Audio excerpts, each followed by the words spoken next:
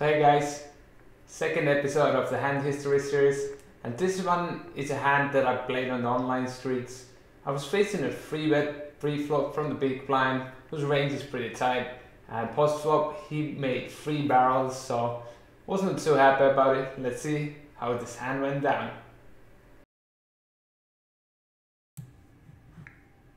So today we will be reviewing a online hand, and it's a hand I played. Can't remember exactly. It's like it's a 50 or 100 game. That's the most likeliest game it is. Let's get into it.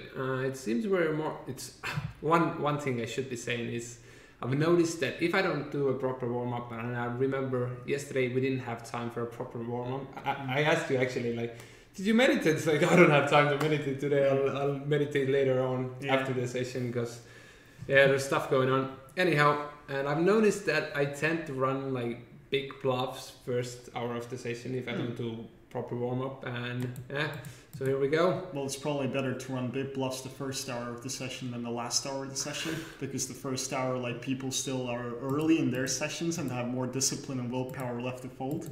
Later, I think that's actually true, and like later on, late at night, our willpower reserves get depleted. So I guess people regress more towards their standard, whether it's being too nitty or whether like calling too loose. But I think people will have less patience in general and kind of tend to fold less.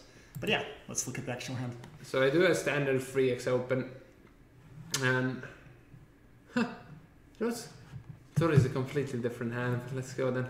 And Willen goes with a 3-bet. One thing to notice is like big blind 3-bet, especially the early stages. Like most player pools don't even have a 3-bet bluffs that many on the big blind. Yeah, that's true, because like especially versus the earlier position, like the hands that would make sense to 3-bet bluff with in theory are also like so sort of they're such good flats.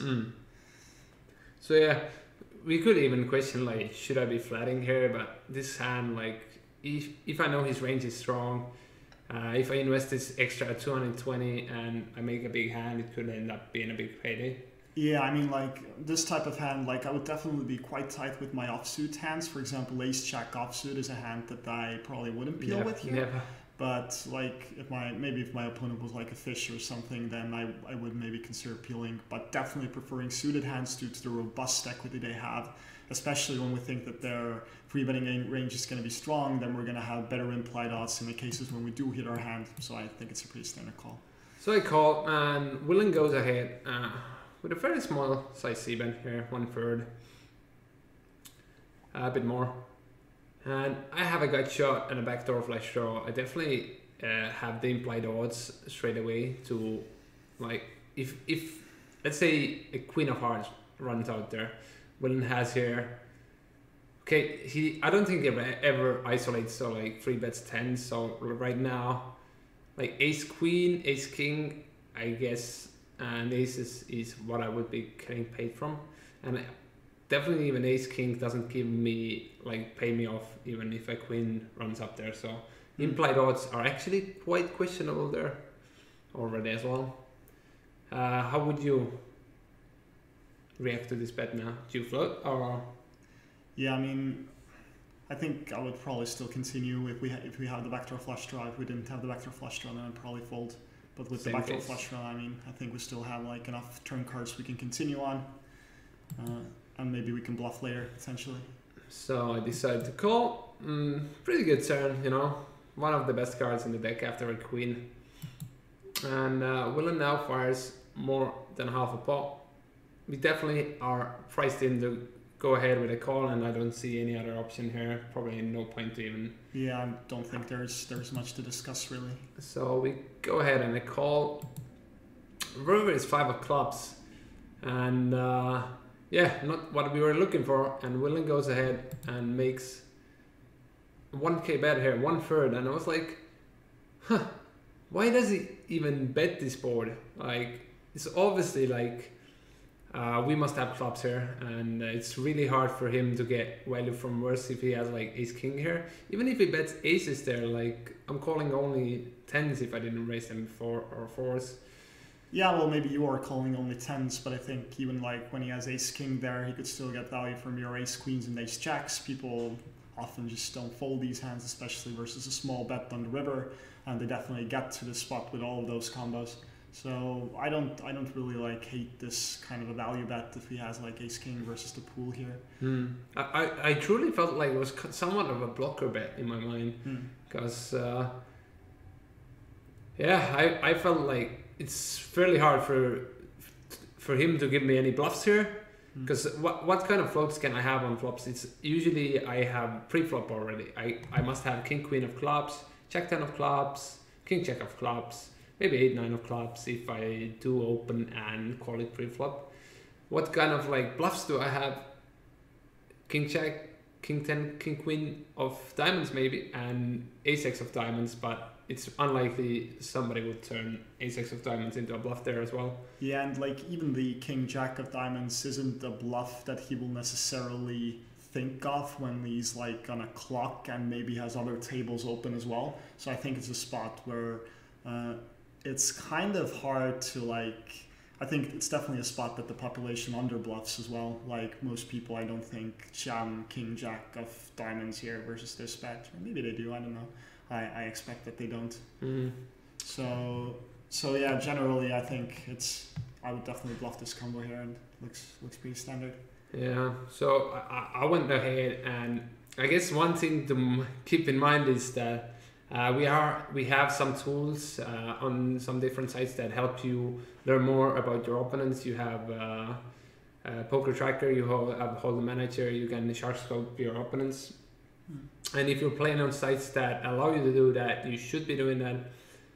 Because if you are playing against a very recreational player, very recreational, then this potentially might not be that good, because if they get here with a strong holding, they fall in love with their hands, and they definitely don't want to let them go. Yeah. Then again, like, how does the bet size that the opponent chose affect your bluffing frequency here? It definitely affects, because that for me straight away, I felt like a blocker bet. He didn't want to face a big bet here on the river, so he decided to lead himself. Yeah, like this bet sizing to me almost communicates that he's willing to fold his hand, and he doesn't think that his hand is like super strong anymore, but he still wants to get like some thin value, which is probably fine because the population doesn't bluff here enough, so he can just like fold comfortably, bet fold this sizing comfortably. But yeah, I mean, seems like a very clear bluff to me. I would say well played on all streets. Yeah, my opponent was a bit more sticky than we would have been expecting. Yeah, I guess when he has like the king of clubs, I was like waiting to see whether he had that or not. If he has that, then obviously it's like a huge blocker here. Definitely, like now I have out of king jack of clubs, king 10 of clubs, now I have only queen jack of clubs. Nonetheless, though, even if I'm in his spot, I'm not like not too happy calling there. Yeah. So yeah, I do feel like early session is like my big potential of making big mistakes and being overly aggressive on early stages. Yeah, I don't know. I think this hand really wasn't a mistake. I would say it's well played on both parts. He has the best bluff catcher, and and I don't think you could have done anything differently on any street, honestly. So yeah, keep it up. Thank you. This is it for today. Next episode already coming up on Friday. That will be the vlog. How did we do this week? What's been up? Also, if you missed the last hand history, then click on the link above. You'll find it there. And also, just want to remind you guys, we're doing this video series for you, so all kinds of feedback is more than welcome. Let us know if you want longer videos, more hand histories inside one video, more using tools like BioSolver, Hold'em Resources, Equilab. Just let us know. Thumbs up, thumbs down, share. Bye.